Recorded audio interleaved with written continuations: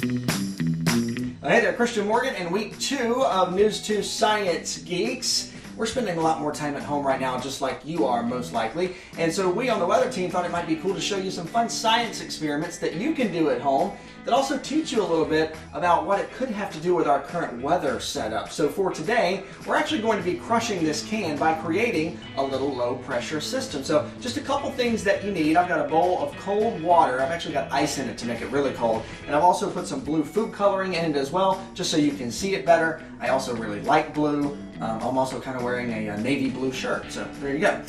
You also need a glass of just regular old tap water. In fact, you don't need a whole lot. We won't even use all of this. And then you need just a regular aluminum can. I've already drank this and actually washed this can out, so there's nothing in the can right now.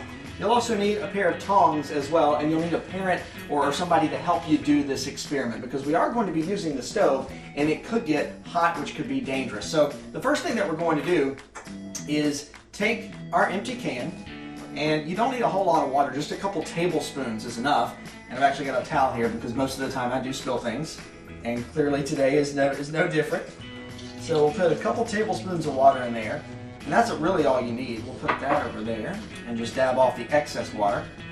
And then this is the part that you probably want a parent or somebody to help you with, because we're going to put this can on the stove, okay? So I've actually already got this. I've already got one can that I poured the water into, and I've got the stove on medium to high heat, and I've already set that there so it can kind of get going, because this can take a few minutes before that water starts to boil. So what we're going to watch for and wait for is the water in this can to start boiling.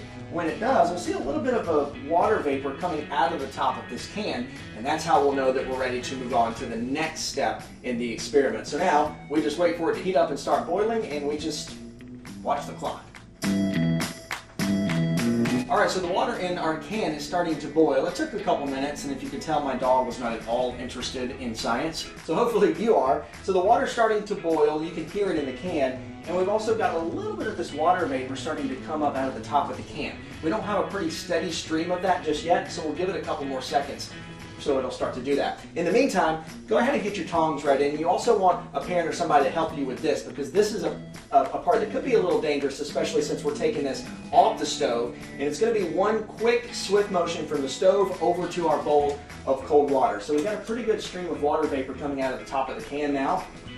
So go ahead and make sure that you get a good grip on the can so that you don't drop it, and it's going to be a really quick motion, and we'll watch what happens. Are you ready?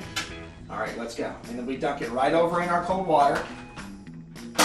And then the can crushes right in front of your eyes, just like that. And in fact, a little bit of the water from the bowl actually went into the can, and we'll talk about why that happens in just a moment. So, pretty cool experiment, right? So let's talk about really why that happened. So, first off, cold air is a lot more dense than warm air is. So we had cold water in the can. Of course, I had went ahead and put that one on the stove so it could start warming up. And as that air warmed up and got hot, it actually turned into a gas. So it turned into water vapor, which is what we saw coming out of the can. So the molecules in the can were moving around really, really fast, and they were pushing out on the walls of the can. But as soon as that temperature change happened, when we dunked it into the cold water, all of those molecules condensed and the can imploded right in front of our eyes. So when we talk about weather, we talk a lot about low pressure systems and high pressure systems. And what we did was actually create a little low pressure system here in this can. So when we talk about high pressure, that's when air moves away from the center of circulation. We call that divergence.